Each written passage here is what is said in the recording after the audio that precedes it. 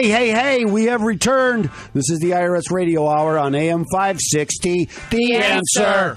I'm here with Deborah and Jim, and we're here to entertain and inform.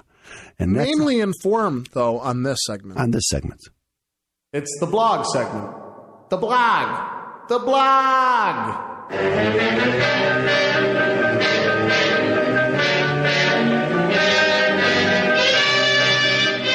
That's right, ladies and gentlemen, the blog segment, Attorney Steven Leahy's segment, where he goes over what's going on in the office.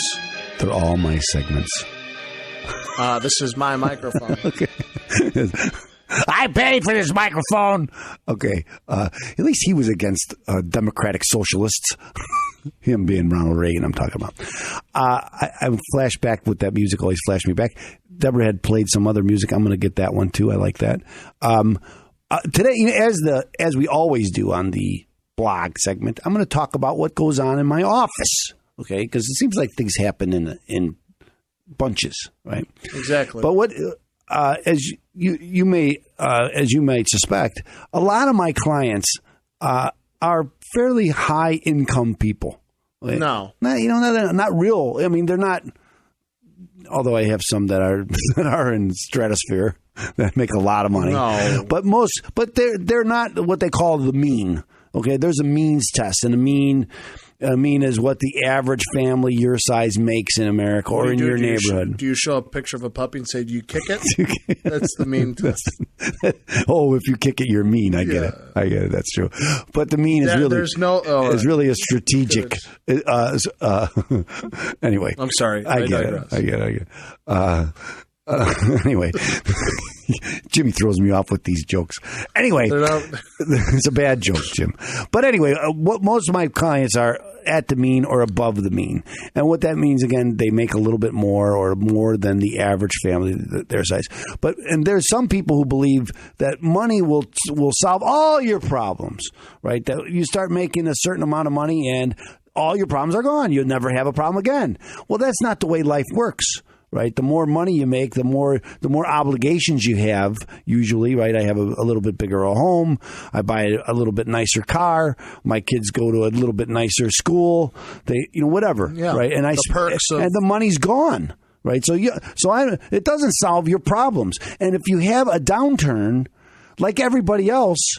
And it doesn't have to be a big downturn when you have a lot of obligations to have an effect on whether you can pay your bills every month.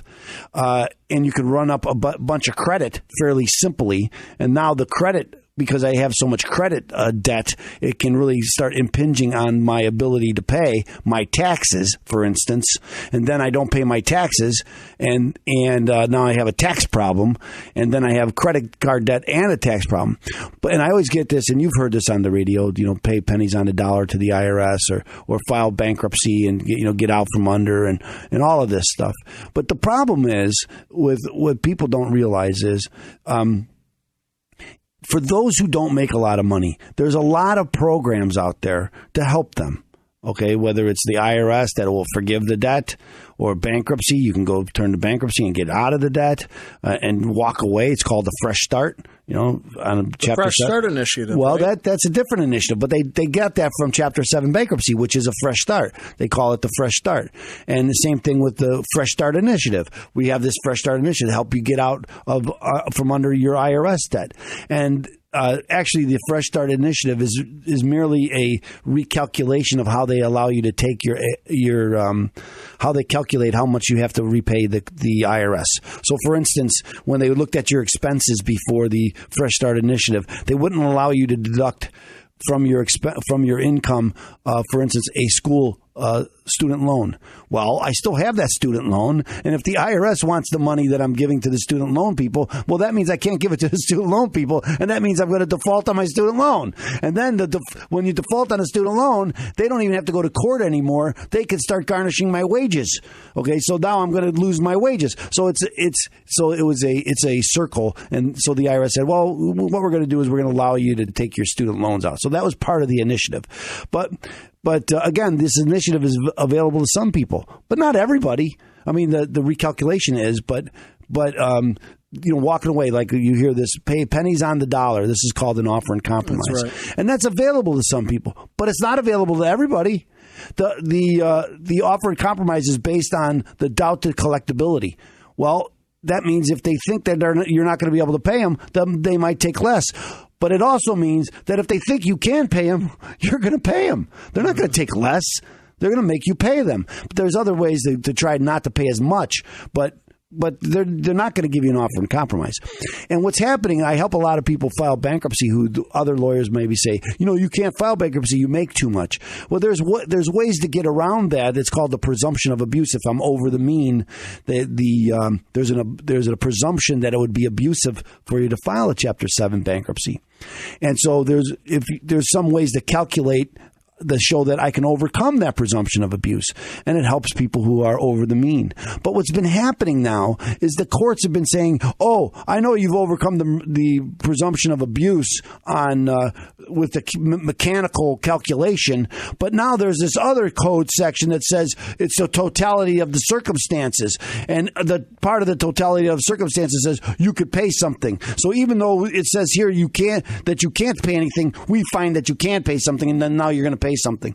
And I think it's just unfair. It's unfair that we bend over backwards for people who don't make a lot of money to give them everything, and the people who make some money, they get no relief whatsoever. Exactly. And it's frustrating. And I get this a lot when people come see, well, wait a minute, I need some relief too. And I have to tell them, there's no relief for you. I mean, we could try to make it easier, try to find a way out. But in the end, you're the one paying for everybody else to get the relief. Okay, it's not fair. But that's the way things work. And I oppose this all the time in court, and I object all the time in front of the IRS. Okay, because I don't think it's fair, and it isn't fair. And sometimes I prevail, and sometimes I don't. But there's, that doesn't mean you don't need a lawyer, and you just say, oh, well, whatever. I'm just going to let the IRS do, how many times, or let my creditors do whatever they want to me. How many times have we talked about that on this show? Oh, you could do it yourself, but is it going to be proud? I mean, you could sell your home yourself too. Is it going to be the best way of going about it? I agree. In fact, I just read an article recently saying you're not really getting your money's worth when you're doing it for sale by owner. You're really going to end up losing money. I think that's it. I think that's a given. My own opinion. I understand. Because if in fact everybody's saved money by doing it by themselves, well, they would always do it by themselves. Exactly. And it's the same thing with the IRS, right? You can go out and get an agreement with the IRS, and I have people come see me after they've just got an agreement. I said to the IRS I can pay $200 a month. I got a letter from the IRS today. They said I can pay $1,340 a month. And they look at me, how am I ever going to pay $1,340 a month? It's impossible for me to pay $1,300 a month. So again, that's because the IRS is telling you and you're not fighting it. Part of what we do is we build a case for you, right? We approach it in a legal sense, and we build a case and put our evidence forward to prove to them you can't pay what they say you can pay.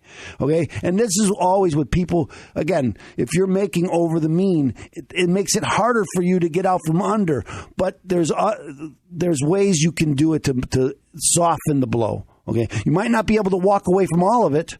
Okay, like some people who are on the lower end, they can walk away from all of it. Well, maybe you can't, but we can still soften the blow and make it something palatable that you can live with and still live a lifestyle. Exactly. So you don't have to live in some hovel in a bad neighborhood because the IRS wants all your money, even though you're making a good living. Okay, it doesn't make any sense. They don't want to do that. Okay, so there's ways you can go about doing that and make it work for you. Again, trying to soften the blow. So again, it's so relevant, because if you're over the mean, if you're making more than that, give me a call. If you're having financial, but even if you're under the mean, if you're having financial problems, call me 312-664-6649, and I'll answer your questions. That's what I do. It's so relevant because we've talked about it so many times in the show. Get help, professional help. Doesn't matter what Again, you can do it on your own, but there's a reason why they're professionals. Remember, ladies and gentlemen, open tax resolution are those professionals. 312-664-6649 or visit ChicagoTaxTeam.com.